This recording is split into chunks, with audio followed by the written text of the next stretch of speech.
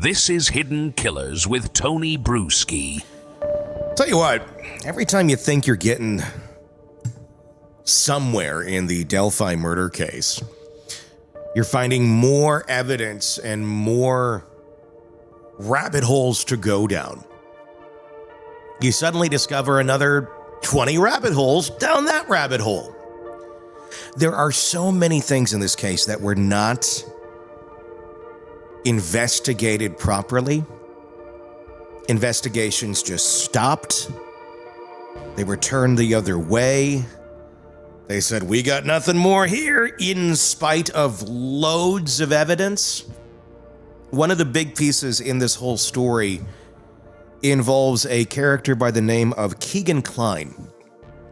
And we're going to be focusing on him in this episode of the program. And I want to show you something one of you guys recently sent to me. One of our sleuths out there sent me this. And this is, I'm going to show you something from his Facebook page. Let me give you a quick background on Kegan Kline. And I'll go into great detail in a moment.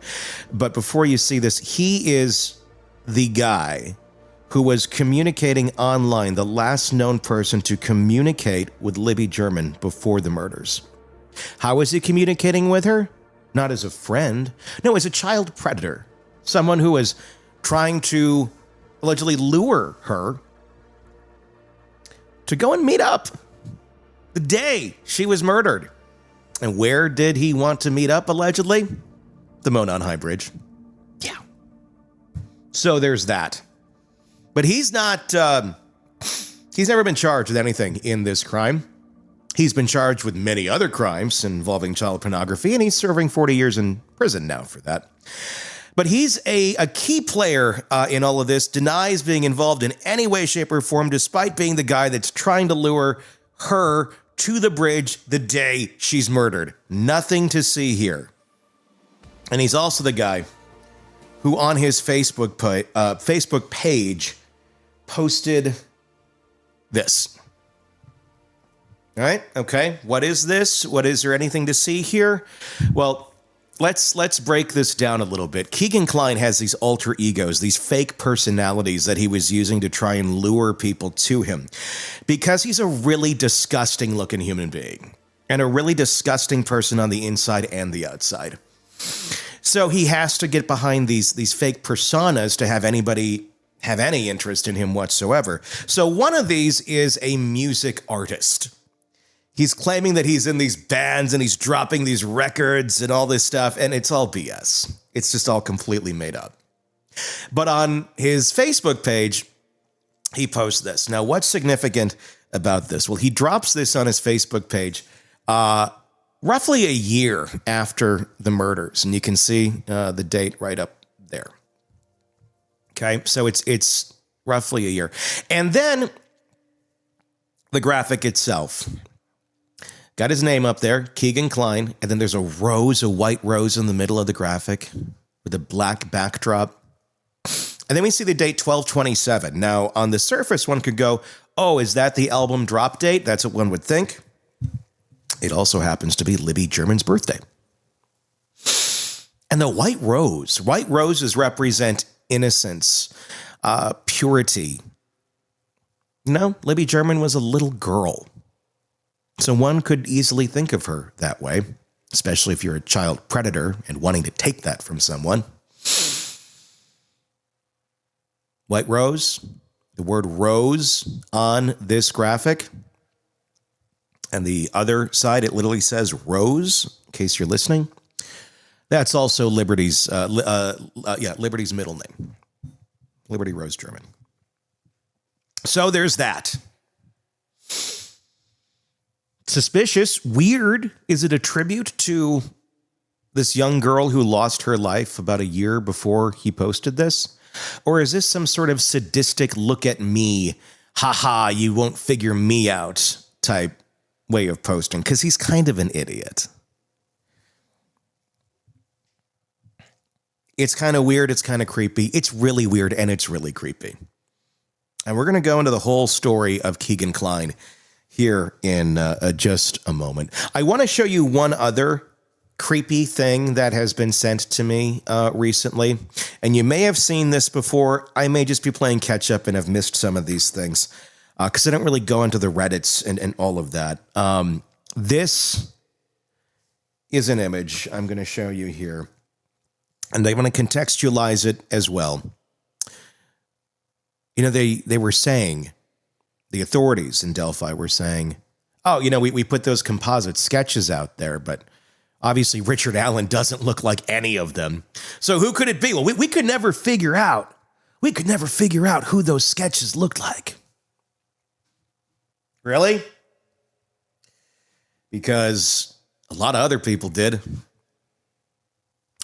What you see on the screen here, if you're watching us on YouTube and if you're listening to us, please go check out our YouTube channel, Hidden Killers with Tony Bruschi, and you can see the video version of all of these, is the half and half composite sketches of what witnesses or who witnesses say they saw out there that day. And it's faces divided. You have one half the composite sketch, the other half an actual photo of some individuals who were alleged to have been seen out there that day. On opposite ends is Kegan Klein. That's Kegan there. That's Kegan there. The middle, Anthony Klein, his dad. Again, none of them have been charged with anything in this case. But, you know, if you're looking for somebody that looks like the composite sketches that other hikers said, hey, here's who I saw, you might have a few folks right there because none of them look like Richard Allen. So there's that. Let's get into our story. The last person, the very last person known to have contact with Liberty German before her murder was not Richard Allen. It was Kegan Klein. That fact alone should have made Klein the prime focus of the Delphi Murders investigation. It should have led to immediate scrutiny, a deep dive into his digital history, and a race to uncover whether his communication with Liberty was more than just another online interaction. But instead, law enforcement sat on that information, let it collect a little dust, finally age, for 3 years.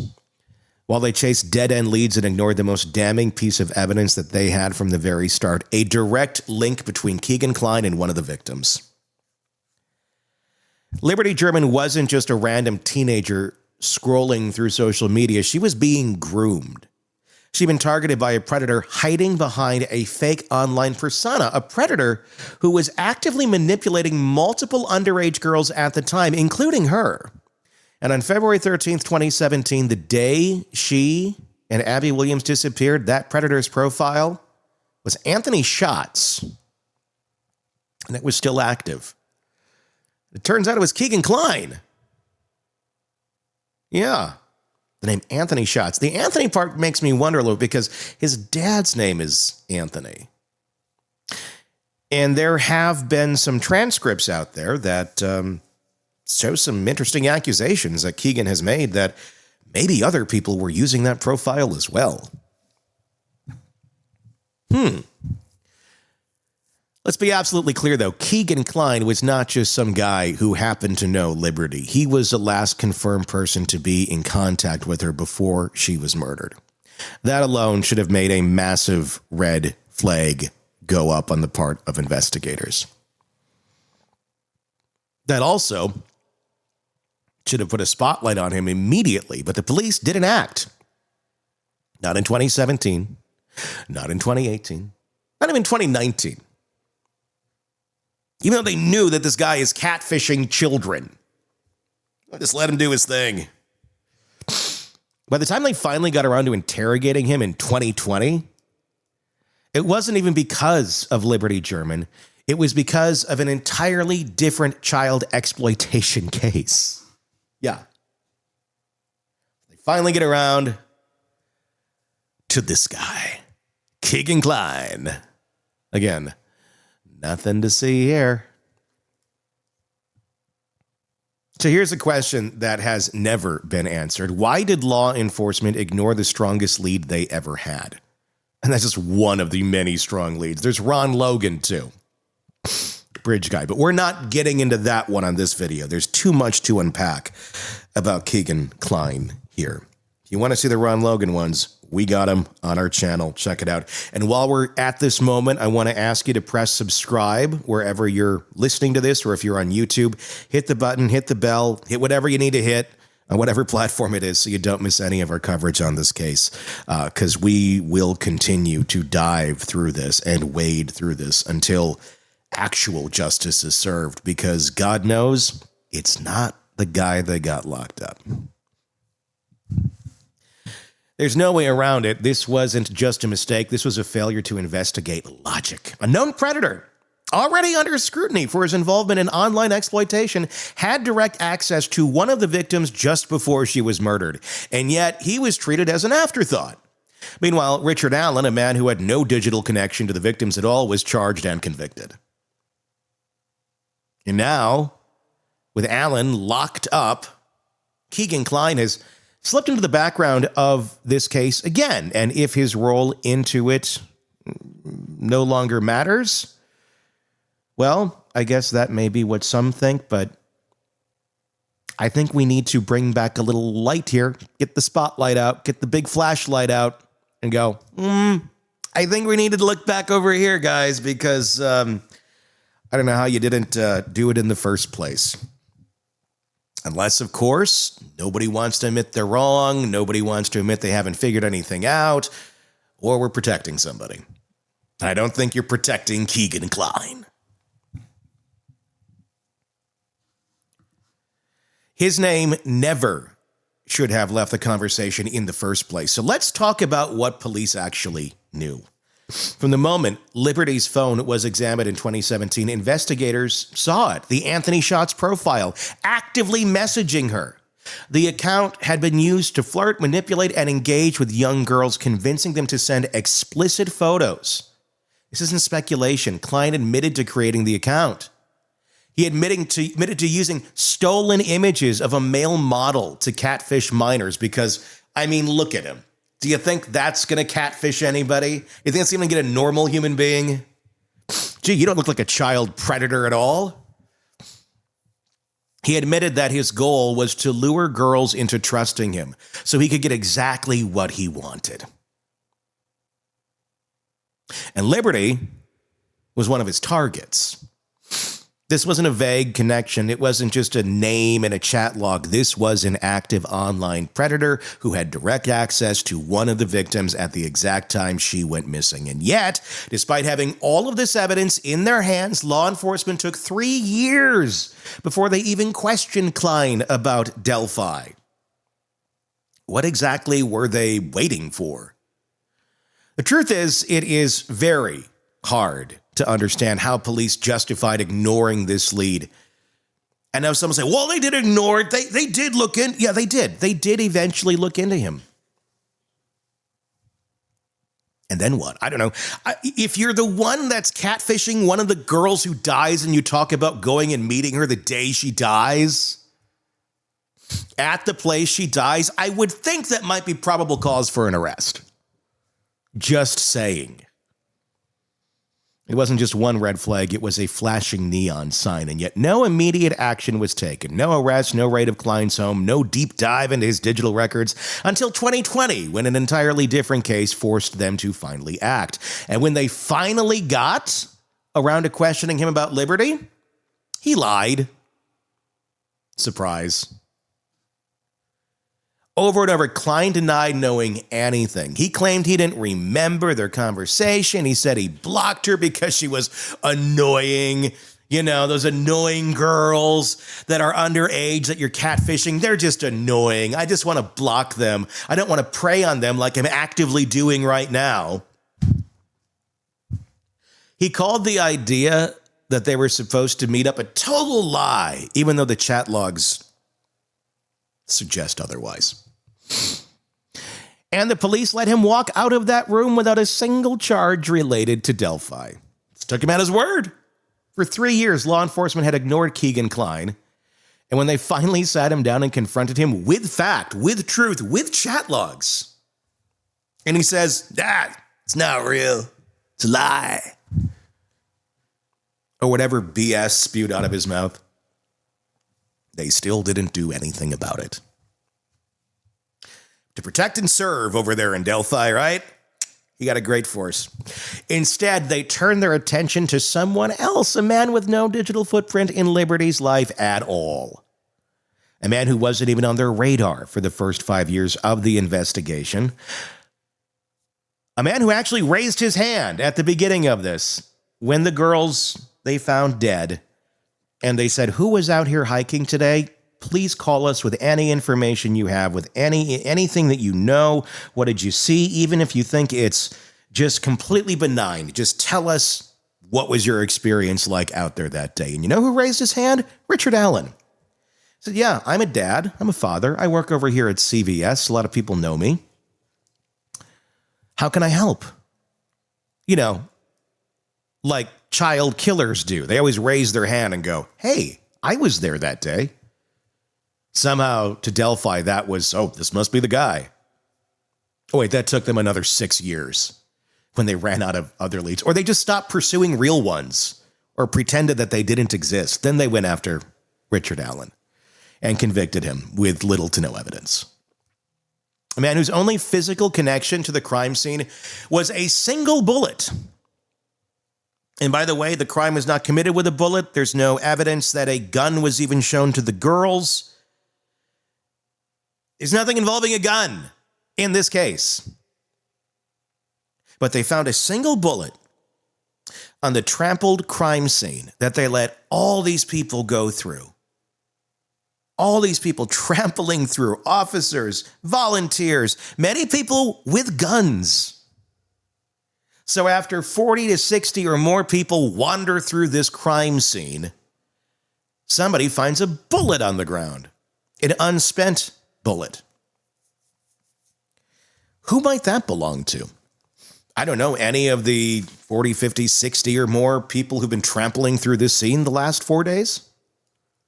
Maybe we should check all them. Oh, no.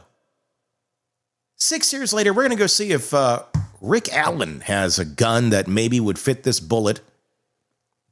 A very common bullet, by the way, that almost anyone would have if they're a regular gun owner. And they go, look, this bullet fits your gun. Can't really prove it.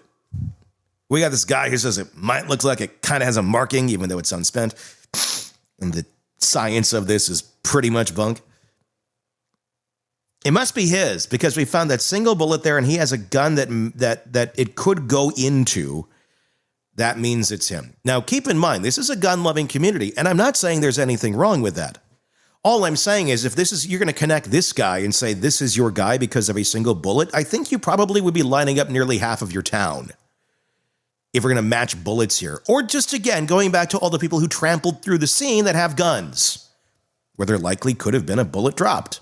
Because a CVS guy who went out for a walk didn't have his gun with him. Rick Allen was just out for a walk, and then he raises his hand and said, how can I help? But that bullet must be his, so that automatically means he must have killed these girls. Yes, this is their logic, and if you think I'm making that up, dig into this case. This is why we are still talking about it, because they convicted him, and he's in prison now for the next 130 years. Again, he's a dad, he was a pharmacy tech, he was a husband, no criminal history, nothing, nada. No weird search history, no patterns of behavior that would indicate maybe there's some sort of interest in kids or killing or whatever. Nothing. Just a bullet on the ground that fit a gun he owned. So better be careful if you ever drop a bullet anywhere, because any crimes nearby, near Delphi, you're going to get pinned for it. Or you won't. So here we are, years later, still left with the same unanswered questions. Why was Kegan Kline allowed to slip through the cracks? Because until we have an answer to that, this case is not solved. And it never will be. Kegan Kline wasn't just another suspect in the Delphi Murders investigation. He was the only person with a verifiable digital connection to Liberty German before she was killed. He wasn't some mystery figure who vanished into the ether after the crime. He was right there, behind a fake online persona, actively grooming underage girls and talking to Liberty up until the day she disappeared, and denying it under the profile Anthony Schatz. Wasn't some throwaway account either. It was a carefully constructed trap designed to lure young, vulnerable girls in. Klein stole photos of a male model, sometimes with sharp features, a perfect jawline, the kind of guy who could pass as an Instagram influencer. He built a fake identity around it, an online persona meant to gain trust, build connections, and exploit children. And for years, that's exactly what he did. When police finally searched Klein's electronic devices in 2020, what they found was horrific. Thousands of explicit images and videos of minors. Thousands of chats between Klein and underage girls. It wasn't just one or two victims, it was a pattern, a system he had perfected. And right there, among all those digital horrors, was Liberty German. She'd been talking to Anthony Schatz, not just once, not just in passing. She was actively communicating with Klein's fake account the day before she was murdered. And that was not speculation. That wasn't theory. That was fact. Police knew that Liberty had been speaking to this account. They had the chat logs. They could see the messages. They knew that this was more than some casual conversation. And the most damning detail, the chat logs suggested that Liberty and Anthony Schatz had planned to meet up. We're not talking about vague, half-joking exchange. We're talking about something serious enough to be flagged in the investigation. Something that made police believe that Liberty may have been lured to the bridge that day under false pretenses. Think about that for a second. A known predator actively communicating with Liberty German, a meeting may have been planned, and instead of going after that lead immediately, law enforcement sat on this information for years. It was there, or if there was ever a moment where the Delphi investigation completely fell apart, this was it. Because digital records don't lie. There was no reason to hesitate, no reason for police to question whether this was relevant. The second they saw Liberty German's name in the chat logs, the second they saw messages between her and Anthony Schatz leading up to the day she vanished, Kegan Klein should have been the number one priority. But he wasn't. Instead of treating this as a massive lead as it was, police buried it. They never made a public statement about it in 2017. They never put out warnings about the Anthony Schatz profile to see if other victims might come forward. They never once told the public that they were actively investigating a known child predator who had been talking to Liberty the day before she was murdered. For 3 years, nothing happened. Klein remained free. His Anthony Schatz account was never linked to the case publicly. The investigation dragged on, cycling through suspects, chasing tips that led nowhere. Unless, of course, you're talking about Ron Logan, but again, that's for another story. While the one person actually connected to Liberty was left untouched, and all the while Klein kept up his act, he kept using Anthony Schatz to groom more girls. He continued to build trust with underage victims under the same fake persona, pretending to be someone he wasn't. He wasn't hiding. He was right there, doing exactly what he had been doing when he talked to Liberty. It wasn't until 2020, when Klein was finally arrested for child exploitation, that law enforcement even started to acknowledge his connection to the Delphi case. But by then it was too late. They'd wasted years. And that's why this case still doesn't make sense now. If law enforcement truly believed that Keegan Klein had nothing to do with the murders, then why did they hide the fact that he was talking to one of the victims? If they truly thought Anthony Schatz was irrelevant, then why did they wait so long to publicly acknowledge it? And if they did suspect that Klein played a role, then why was he never charged with anything related to the Delphi case? None of this adds up.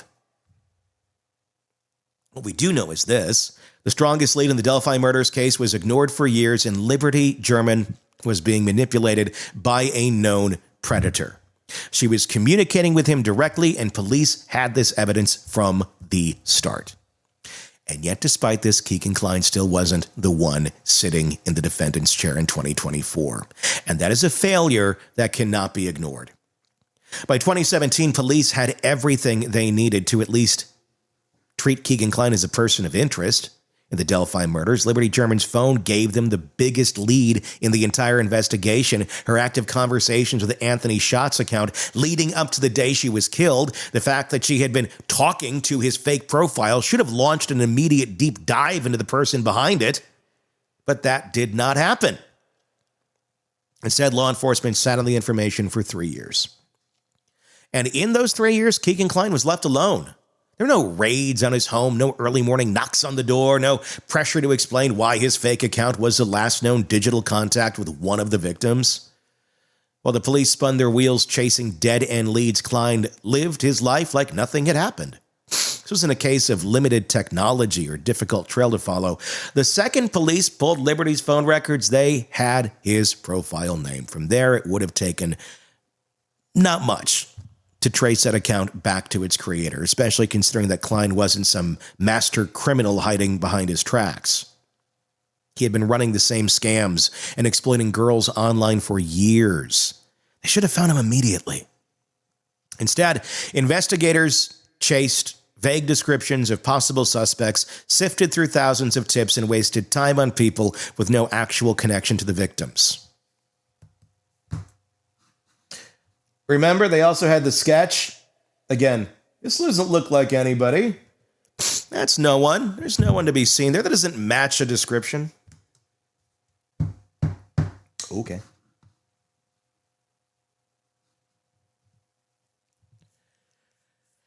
Meanwhile, Klein continued using Anthony Schott's to target more girls, manipulate them, and collect explicit images, all while law enforcement ignored the most crucial digital trail sitting directly in front of them. He had 3 more years to talk to more victims, free to keep running the same schemes that he had used on Liberty German, free because police had failed to act on the most obvious suspect they had. When they finally did show up at his door in August of 2020, it wasn't because they had finally put 2 and 2 together about the Delphi murders. It was because something else entirely. The FBI wasn't raiding Klein's home because they had uncovered new evidence linking him to Liberty's disappearance. They were there because of a separate child exploitation case. Authorities had been tracking a massive network of online predators, and Klein's name just happened to surface as one of the worst offenders. Surprise! When they executed the warrant, what they found was beyond disturbing. Klein's devices contained over 100,000 images and videos of child pornography, one of the largest collections ever uncovered in the state up to that time. His chat showed those years of grooming, manipulation, and coercion. He had dozens, if not hundreds, of victims, and yet somehow, even with that mountain of evidence, law enforcement still hadn't prioritized his connection in Delphi. It was only after his arrest that someone finally decided to ask some questions. Hey, this guy, he was talking to Liberty German right before she was killed. Should we look at that? 3 years. 3 years of evidence sitting untouched. 3 years. And what else did he do in those 3 years that we don't even know about, I guess, is another big question. When they finally did bring him to questioning about Delphi, he just denied everything. Despite his denials being in direct contradiction of the physical evidence they had in front of them, he claimed he didn't remember his conversations with Liberty, conveniently. Said he blocked her because she was annoying. No connection. And because police had wasted so much time, they had no way to prove otherwise.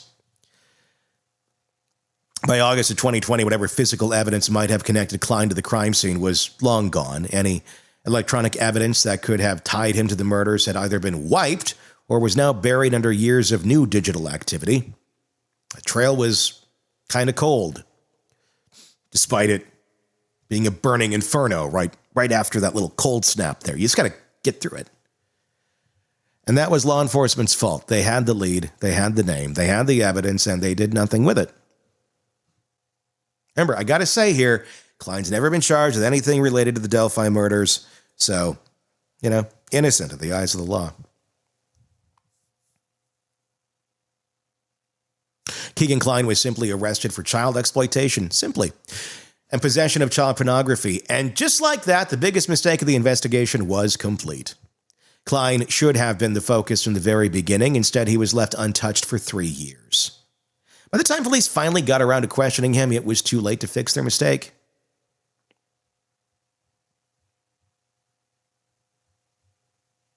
And yet, they went on.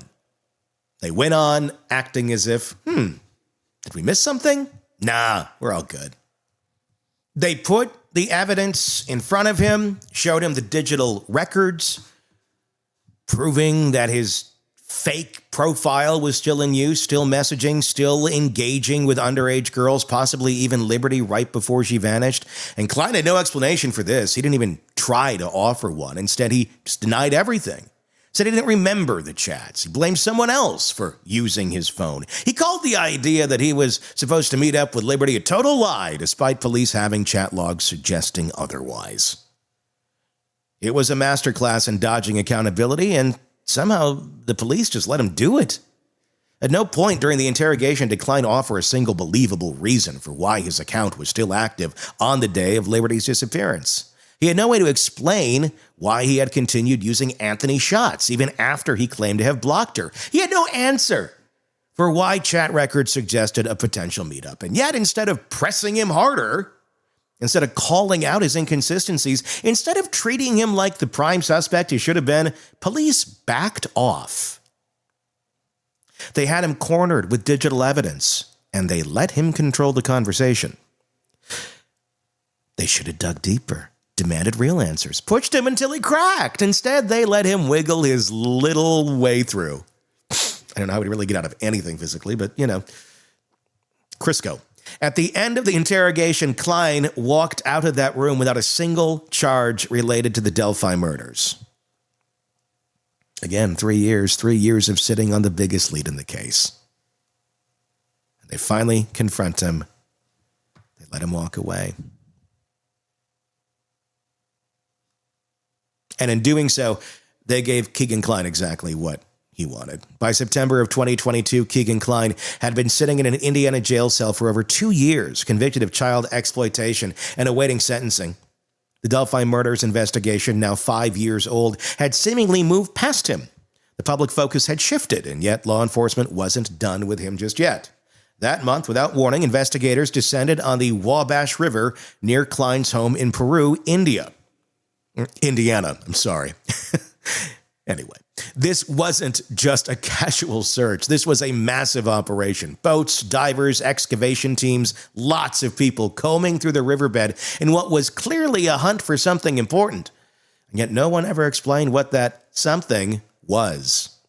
For 2 weeks, the search continued. Authorities spent countless hours scouring the river, sifting through debris, dredging up whatever they could find. News helicopters hovered overhead. The public speculated. And then, just as quickly as it started, it was over. And nothing was ever said about it again.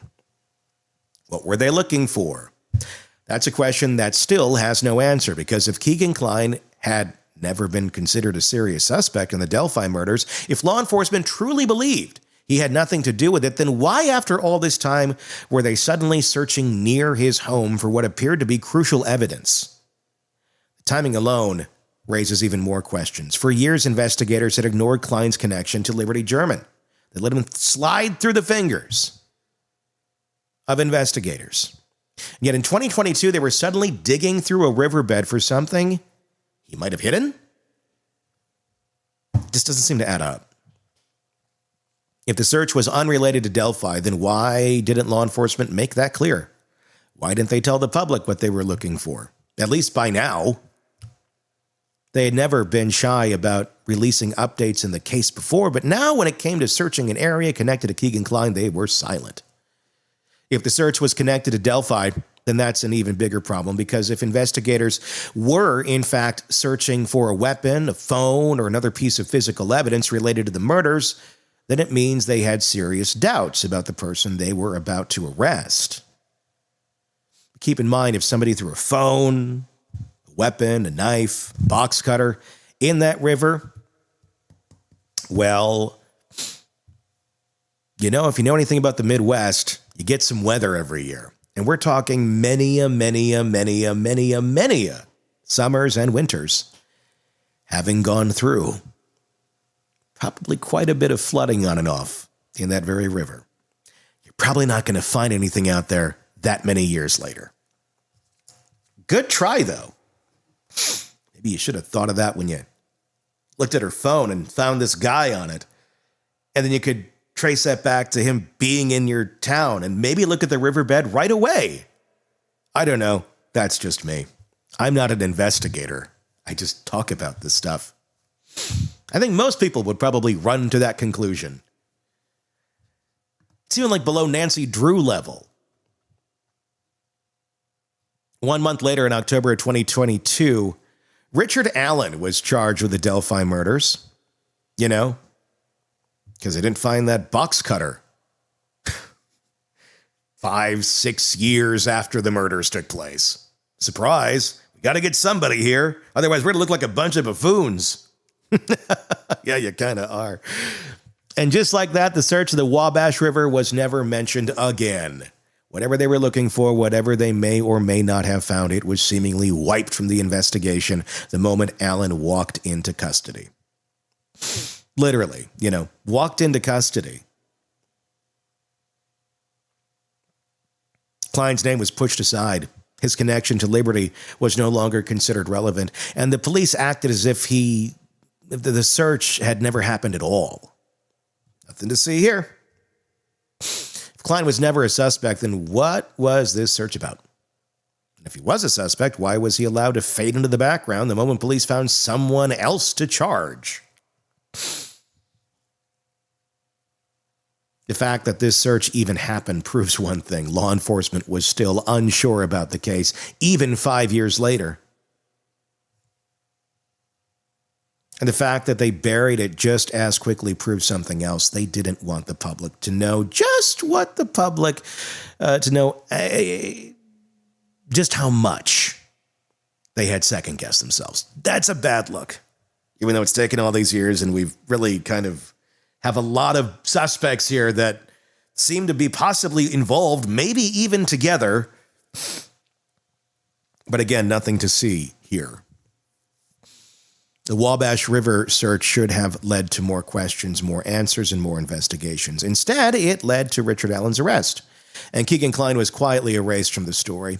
By the time Richard Allen's trial began in October of 24, the narrative of the Delphi murders had been set in stone.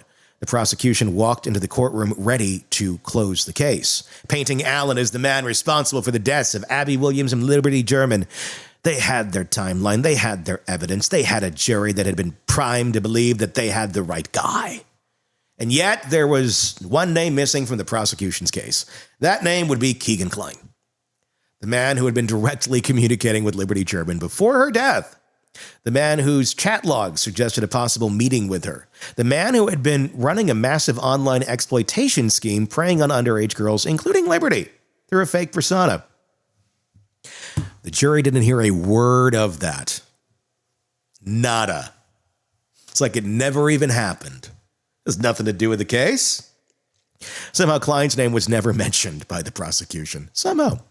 The state's entire argument revolved around Richard Allen, the man who had no known digital connection to Liberty or Abby, a man whose only physical tie to the crime scene was that single bullet, a man who, for 5 years, had been completely off the radar of this investigation. That single bullet, by the way, also, again, I got to stress, never truly connected him to the crime scene. Someone said, "This must belong to you." He says, "No, it doesn't." Prove it. And they really couldn't prove it. So just put yourself in that situation for a second. This must belong to you. No, that's not mine. Well, there's writing on this pad. Don't you write on pads? Oh, yes, yeah, I do write on notepads. Well, then it's yours. It must be yours. Case closed. That's essentially what happened. It makes sense in Delphi, I guess. Allen's defense team saw the problem here. They saw the gaps. They saw the ignored evidence. They saw how law enforcement had spent years chasing the wrong people while sitting on real digital proof that Liberty had been talking to a predator before she died. And they made a move that should have changed everything. They called Kegan Kline as a witness. At first, it seemed like the trial was about to take a major turn. Kline, who had spent years evading real scrutiny in this case, was finally going to be able to finally going to be forced to speak under oath. Finally going to be confronted with his shifting stories, his digital footprint, and his role in Liberty's final hours. The court even ordered him to be transported from prison to testify. But then, as everything goes in Delphi, nothing happened. Kline was on the witness list, but he never took the stand. No testimony, no cross-examination, no moment of reckoning, just not like he's even part of this. And no one ever explained why. There's a few possibilities, none of them good. First, the judge may have placed restrictions on what Kline could say, and if the defense wanted to use him to question the integrity of the police investigation, but the court limited how much of that could be brought up, then calling him might have been pointless. And if you know anything about Judge Gall, she doesn't like any fingers pointed in a direction that she doesn't think that they should be going. Really impartial like that. The second, the prosecution may have cut a deal with Kline to keep him quiet. If there was any risk that he would say something that could shift suspicion back onto himself, or worse, reveal how badly law enforcement handled their investigation, they may have found a way to ensure he never spoke in front of a jury. Third, the defense may have realized Kline was too unpredictable to be useful. He'd already proven in multiple interrogations that he could dodge questions with ease, that he could twist the truth just enough to cast doubt without actually incriminating himself. And if the defense believed putting him on the stand would cause more confusion than clarity, then they may have decided it wasn't worth the risk. But no matter the reason, the outcome was the same. The jury never got to hear from the one man who was actively in contact with Liberty German before she was murdered. Instead, they were told to focus on Richard Allen. And when the verdict finally came down, it was Allen, not Kline, who was convicted of the Delphi murders. And just like that, Kline once again slipped out of the spotlight. Once again, he avoided the scrutiny he should have faced from the very beginning. And once again, law enforcement got to pretend that his role in the case didn't matter. But it does. Because no matter how many times they try to erase his name from the story, Kegan Kline remains the biggest unanswered question in the Delphi murders. Kegan Kline has never been charged in the Delphi murders, nor for conspiracy, not for accessory, not for obstruction, not for anything. Despite the mountain of digital evidence linking him to Liberty German, despite chat logs suggesting of a planned meeting, despite his own admission that he was behind the Anthony Shots profile, he has never once been officially accused of playing a role in the murders. Instead, Richard Allen, a man with no known digital connection to Liberty or Abby, was convicted and sent to prison for the crime for the rest of his life. And if that doesn't sit right with you, it shouldn't. Because when you compare the case built against both men, it's Kline, not Allen, who had the stronger circumstantial evidence against him. From the very beginning, law enforcement had concrete proof that Kline had been in contact with Liberty. He wasn't a vague suspect with no ties to victims. He wasn't a name pulled off of a police tip line. He was actively messaging one of the girls before she was murdered. There were no text messages, no social media conversations, no digital evidence at all linking Richard Allen to Liberty German. There were chat logs, metadata, and documented pattern of predatory behavior connecting Keegan Klein to Liberty German, though. Yet Allen was charged, Kline wasn't. So how does that happen? How does a case like this get built around a man who wasn't talking to the victims, while a man who was talking to the victims is left completely out of the equation? It's simple. Law enforcement needed an easy conviction. They needed to find a suspect that they could put in front of a jury, someone whose name wasn't tangled up in years of police failures and ignored evidence.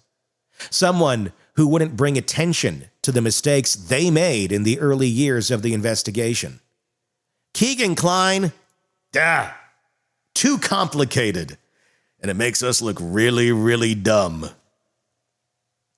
His involvement raised too many questions. His presence in the case would have forced police to explain why they ignored the chat logs for years. It would have forced them to admit that they had failed. One of the biggest leads in examining the biggest lead in the case in 2017 and did nothing with it. Said they built a case around Richard Allen. And the biggest sign that they knew their case was wrong, the Wabash River search. Because if law enforcement was so certain that Allen was their guy, why just weeks before his arrest were they still digging near Kegan Kline's home for possible murder evidence?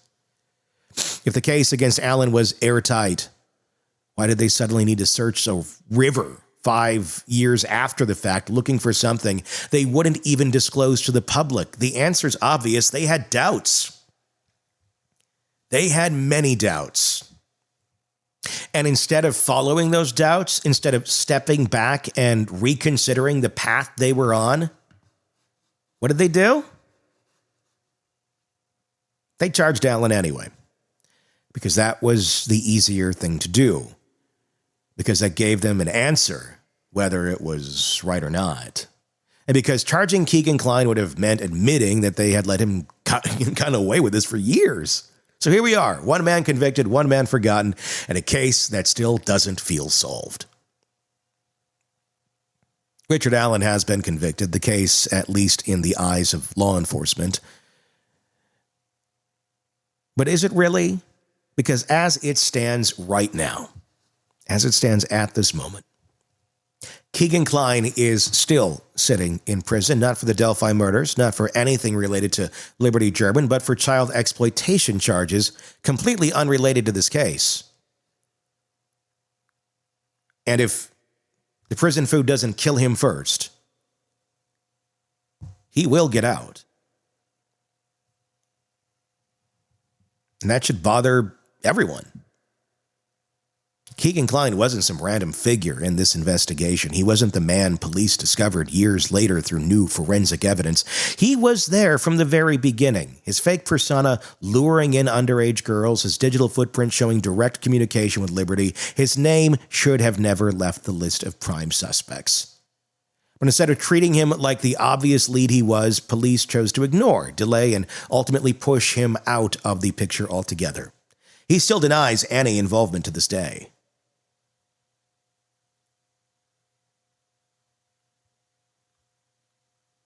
He's never been charged with anything connected to the murders, never been forced to answer why his fake account was still active the day Liberty vanished.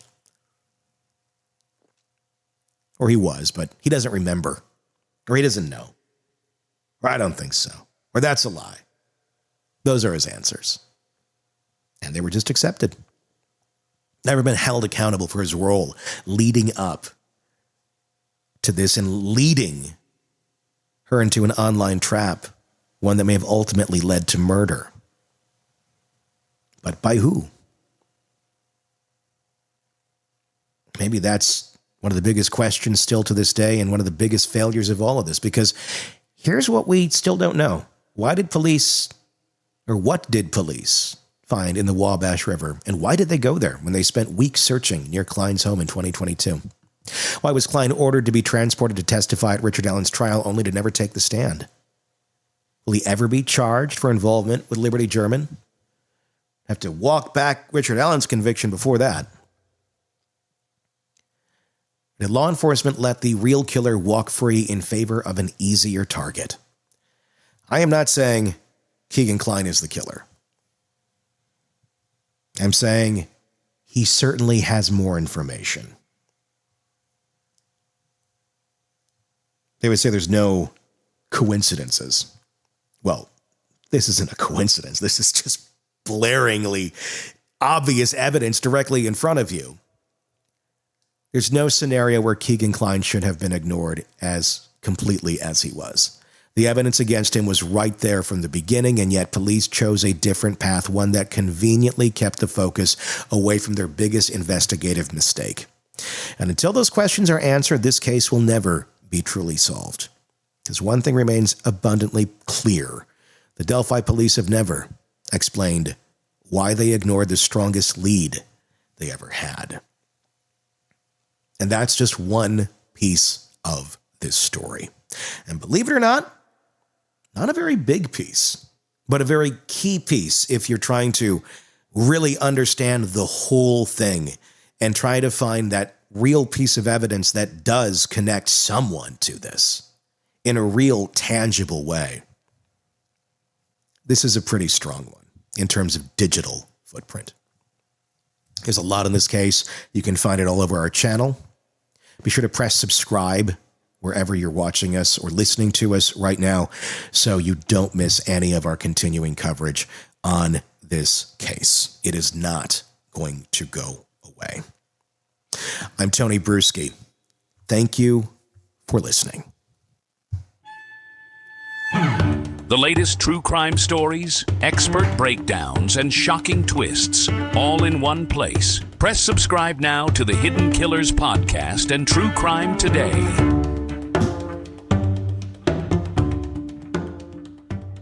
She was the perfect wife, always smiling, always supportive. A pillar of the community, beloved by friends, adored by family, and secretly researching undetectable poisons in her spare time. Maybe it was the way he chewed. Maybe she just got bored. Or maybe, just maybe, she had been planning this since the honeymoon. But if he had just paid attention, if he had just known what to look for, if he had only subscribed to True Crime Today Premium Plus on Apple Podcasts and learned the red flags, he could have heard every episode of Hidden Killers with Tony Bruschi, ad-free, and before everyone else. He could have seen it coming. Instead, he's 6 feet under, and she's shopping for husband number 2. Don't be like him. Subscribe now to True Crime Today Premium Plus on Apple Podcasts.